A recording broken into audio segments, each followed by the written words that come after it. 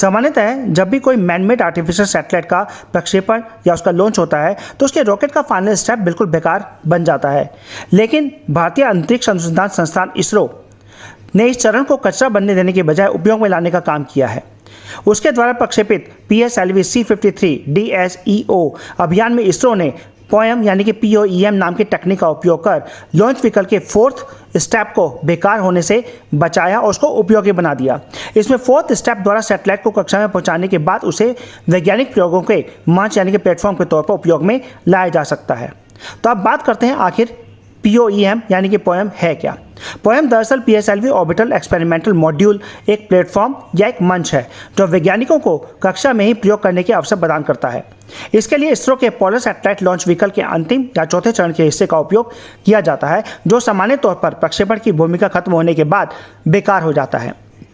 Polar satellite launch vehicle 4 चरणों वाला rocket है जिससे पहले 3 चरण तो महासागर में गिर जाते हैं, लेकिन अंतिम या चौथा चरण जिसे PS4 भी कहते हैं सैटेलाइट को अपनी कक्षा में पहुंचाने के बाद केवल एक अंतरिक्ष का कचरा बनकर रह जाता है। लेकिन जब इसरो ने PSLV C-53 का प्रक्षेपण किया तो उसके चौथे चरण को प्रयोग करने के लिए एक स्टेशनरी प्लेटफॉर्म के रूप में उसको यूज़ किया। इस प्रक्षेपण से पहले इसरो ने अपने बयान में कहा था कि यह पहली बार होगा कि जब PS4 चरण एक स्टेशनरी प्लेटफॉर्म की तरह पृथ्वी का चक्कर लगाएगा। POEM में 6 पेलोड हैं। इसरो के मुताबिक POEM में एक navigation guidance and control system है जिसका मकसद अंतरिक्ष में स्थित किसी भी व्हीकल के कॉन्फ़िगरेशन को कंट्रोल करना है। POEM अपनी एनर्जी सोयल पैनल्स से हासिल करेगा जो PS4 टंकी पर लगे हुए होंगे। इसमें एक लिथियम आयन बैटरी भी होगी। POEM 4 सन सेंसर्स, एक मैग्नेटोमीटर, जायरोस आदि का उपयोग नेविगेशन के लिए करेगा। और इसरो ने बताया कि यह अपने साथ एक डेडिकेटेड कंट्रोल्ड थ्रस्टर भी लेके गया है जो हीलियम गैस का उपयोग करेंगे, जिसमें एक टेलीकमांडर फीचर भी है। इससे पहले इसरो ने साल 2019 में भी PS4 को ऑर्बिटल स्टेज की क्षमता के रूप में प्रदर्शित किया था।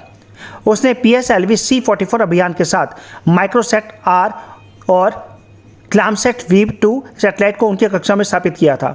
उस अभियान से भी चौथे चरण को स्पेस एक्सपेरिमेंट के लिए एक ऑर्बिटल स्टेज के तौर पर सक्रिय रख दिया गया था, लेकिन इस बार बात कुछ अलग है।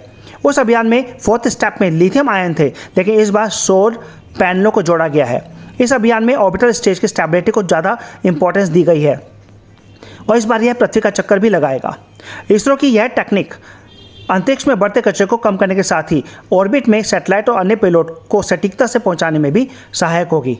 Thank you.